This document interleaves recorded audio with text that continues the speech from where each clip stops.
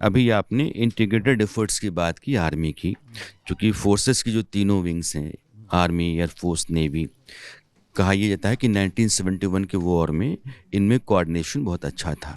वक्त बहुत आगे निकला, science, technology, AI, satellite war भी। तो अब ये जिस मकाम पर दुनिया खड़ी है और हिंदुस्तान जहां आकर के पहुंचा है, कितना आज की तारीख में कोऑर्डिनेटेड है और तीनों फोर्सेस का कोऑर्डिनेशन कितना पोटेंट है? देखिए, इसको हम इंटीग्रेटेड फाइटिंग कहते हैं हम्म। और हम थिएटर कमांड की तरफ जा रहे हैं। अब हमारा कमांड सर्विस स्पेसिफिक कमांड नहीं है, बातचीत चल रही है उस पर होने का। और इंटीग्रेशन हमारा ये बहुत पहले से चला है। जब हम लोग फौज में थे, हम लोग का, क्योंकि बैटल कभी अकेला नहीं लड़ा जाता। देखिए, ज़मीन के ऊपर में तो नेवी नहीं आ सकती, मान लीजिए ज़मीन पे हम लड़े, पर हमारा एयरफोर्स का ऑलवेज जो क्लोज एयर सपोर्ट है, फेवरेबल एयर सिचुएशन है, वो एयरफोर्स ही आपको ऐसा लगा। जैसे आपने ऑपरेशन सिंदूर देखा, आपने देखा कि एयरफोर्स गई, तो पहला हिस्सा है शेपिंग ऑफ द बैटलफील्ड जो है वो एयरफोर्स करती है, फेवरेबल एयर सिचुएशन देती है।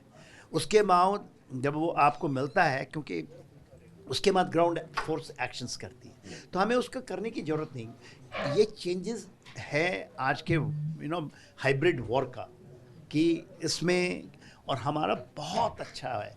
हम एनडीए में, जब आप जानते हैं, तो आर्मी, नेवी, एयरफोर्स एक ही जगह में, उसका कोई नहीं होता कि आप एयरफोर्स के, हम सब एक साथ ट्रेनिंग करते हैं 3 साल। उसके हमारी ऐसे बैनहुमिंग है, वो तो हम बडीज़ हैं उस समय के। और आप देखेंगे एक ही कोर्स से, एक ही स्क्वाड्रन के आपको एयर चीफ मिलेंगे, आर्मी चीफ है। तो हमने तो उन इट इज़ टेकिंग बात इन अंडरवियर्स, हम ऐसे डेवलप होते हैं। तो it is absolutely integrated. Bharat की जो सेना इसलिए मानी जाती है विश्व में बहुत अच्छी, और इसका उदाहरण है, और बैटलफील्ड में उदाहरण है उसका। यह भी लेटेस्ट आप देखिए, 4 दिन के ऑपरेशंस हुए, इसके अंदर इतनी अच्छी सिनर्जी आप कभी नहीं देखेंगे। आप सोच ही नहीं सकते हैं, दुनिया इस दूसरे आर्मीज इसके सोच और आर्म फोर्सेस नहीं सोच सकती कि आप टारगेट को चुनते हैं, कौन टारगेट को कौन अटैक करेगा। यदि आप 9 ट्रेनिंग टेररिस्ट कैंप को देख लीजिए, तो कौन भावलपुर जाएगा, भावलपुर में एयरफोर्स गई क्योंकि 140 किलोमीटर है। कौन से वेपन सिस्टम होंगे, सेम हमारी वेपन सिस्टम है, उसको डिस्ट्रॉय करें। जो 7 हैं उसको आर्मी उसके अंदर कौन करेगा।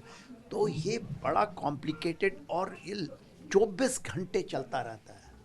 इट इज़ नॉट दैट कि हम सोए हुए हैं, उठे और फिर इट इज़ ऐसे स्ट्रक्चर किया गया है, इट इज़ रनिंग आज के दिन में भी।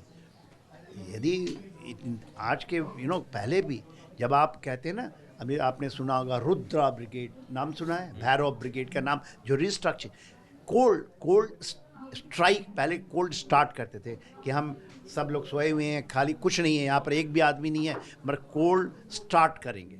मगर कोल्ड स्ट्राइक करना है मतलब हम ठंडे से उनको स्ट्राइक करना है। तो हमें तो ऐसे तैयारी बैठना है, यदि मैंने को उनके ऊपर ये करना है, तो आज के दिन में कोल्ड स्ट्राइक की बात है, और हमारे पास कैपेबिलिटी है वो। We don't have to wait. ये जो आप देखते हैं higher directions of war, higher directions of war में है कि हमारी मिलिट्री एम क्या है, हम कब अचीव किए, और उससे डिसंगेज होना बड़ा इम्पोर्टेंट है। नहीं तो आप इस तरह से रशिया यूक्रेन के बारे देखें, वो दौड़ रहे हैं डोनाल्ड ट्रंप से, साहब की शांति करा दो, शांति करा दो, पीस टॉक। ऐसा तो नहीं है। वो कैपेबिलिटी पैदा अमेरिका के पास भी नहीं रहा, वो कैपेबिलिटी कि आप, और इंडिया ने इसलिए सारे बहुत चक्के हैं कि ये जो कैपेबिलिटी आप पैदा करते हैं कि कब इंगेज करना है, कब आप डिसंगेज करें। एंड टुडे न्यूक्लियर थ्रेशोल्ड जब है, उसके अंदर में वो उसको कहते हैं art of war. War is not a scientific, it is art. इसको, और आर्ट को जो सीखना का, आपको भले ही दिखाई देते हो कि ये नहीं है, पर वो चलते फिरते एक तरह के, उनको कोई किताब देख करके काम नहीं होती, इट इज़ जस्ट एक्सपीरियंस। और वो आपको अपने को तपाते हैं तब बनती है 40-40 साल